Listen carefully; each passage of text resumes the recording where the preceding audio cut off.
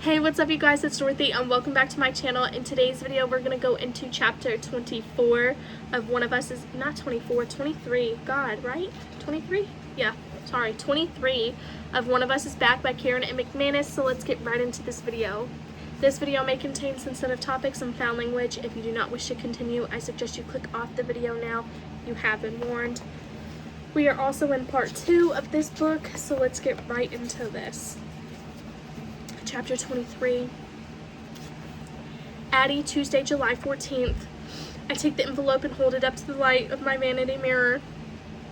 No, not see-through. Excuse me. I'll have to open it to know whether to expect a niece or a nephew in the fall. Maybe if I do, the excitement will help balance the nightmare this summer is turning out to be. But then again, it might just be one less thing to look forward to. My phone rings and I drop the envelope when I see that it's a FaceTime from Keely.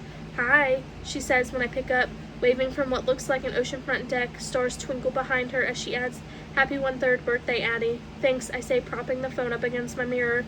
There's a brief second where I'm not sure what to feel, and then I take in Keely's bright doe eyes and the glowing tan of her skin, and yes, there they are, butterflies.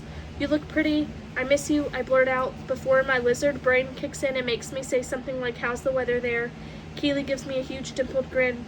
"I miss you too, and your hair looks amazing, very celebration ready. You know, I actually thought about flying out there for your party, but then I heard about Reggie and wasn't sure if you'd even have it." Keely was going to fly out, all the way from Cape Cod? I don't know, that seems like a lot.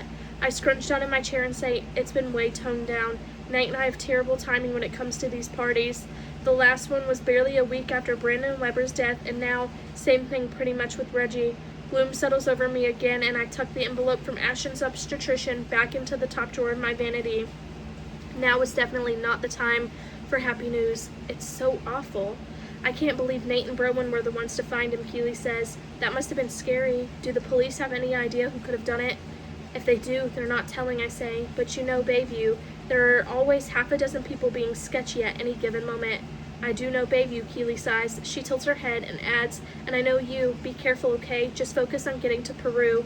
You have 2 weeks, and then you can exhale. Things could look completely different when you come back." "They could," I say, picking at a hangnail, "and you'll be back at UCLA by then, so I guess I'll see you at Thanksgiving, maybe?" I huff out a sort of laugh and try to tamp down the butterflies, because really, who am I kidding here? We're on totally different schedules, and even if we weren't, I'd just ruin things and then ruin our friendship too. "That might be a good thing," Keely says. I blink, stung. I'm supposed to be the one doing the preemptive rejecting here. "Why?" I say. "You remember when Cooper and I broke up?" she asks. It's such an unexpected question that all I can do is nod. "Well, he and I are fine now, but back then I was really hurt," Keely says. "I thought I knew him and that he felt the same way about me as I did about him. It made me think, if I could be so wrong about that, what else am I wrong about?" And it felt like the answer was everything. I pick harder at the hangnail as she adds, "It made me doubt myself, especially when it came to relationships. I don't want to start anything when I felt like I could trust myself, let alone anybody else." "You dated Louise like 2 weeks after you and Cooper broke up," I reminded her, only because I knew it would never get serious. Plus, that was a classic rebound move. I guess I wanted to feel good about myself again. It didn't work, though. She tucks a strand of hair behind one ear, displaying the multiple delicate hoops that outline the shell of her ear. "I think what I'm trying to say is, I know what it's like to be completely fooled by the person who's supposed to be in love with you.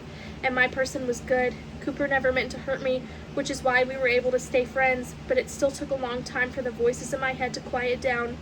Anytime someone tried getting close to me." "Lizard brain," I mutter. Keely blinks her mile-long lashes. "Huh?" "That's what I call it. The lizard brain takes over when it senses danger, which is probably all the time. When you're recovering from a Jake and not a Cooper," Keely finishes, "especially a Jake who's suddenly in your backyard again." The breeze sends Keely's hair across her face and she pushes it back with one hand. "I guess what I'm saying, Addie, is there's no rush with you and me. I liked kissing you, but I also like you. So let's keep talking like we always do and not worry about anything else."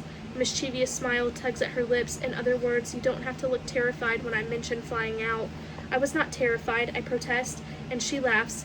"You fully were. Lizard brain ignite." "Okay, maybe a little," I admit. "I get it, I really do."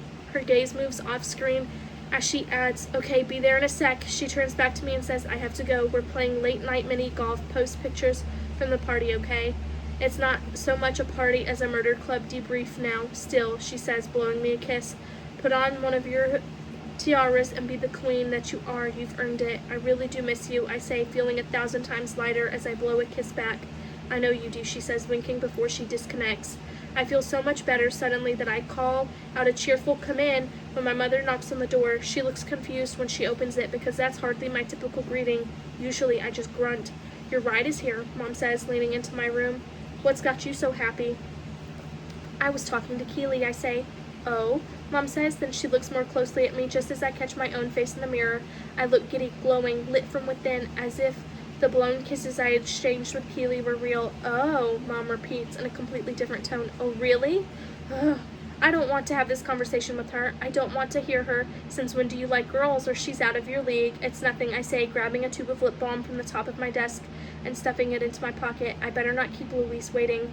Well, if it's something, don't, Mom, okay? I feel a little lightheaded as I face her, thinking of all the times she stood in the exact spot and lectured me about what to wear and how to act around Jake. It's been almost 2 years since he showed his true colors, but it feels as though nothing has changed between my mother and me. No matter what I'm doing, it's always the wrong move. I just want to get to the party on time. I'm not trying to stop you, Mom says, stepping out of my way. I fled down the stairs, shoulders tensing when she calls after me. All I was going to say is, why do you always need to have the last word? I think as I tug open the front door, waving towards Louise's headlights, you and Jake both. If it's something, then she's a lucky girl, Mom finishes, and I'm so caught off guard that I nearly catch my fingers in the door when I close it. That is the end of this chapter. I will see you guys in the next video. Bye.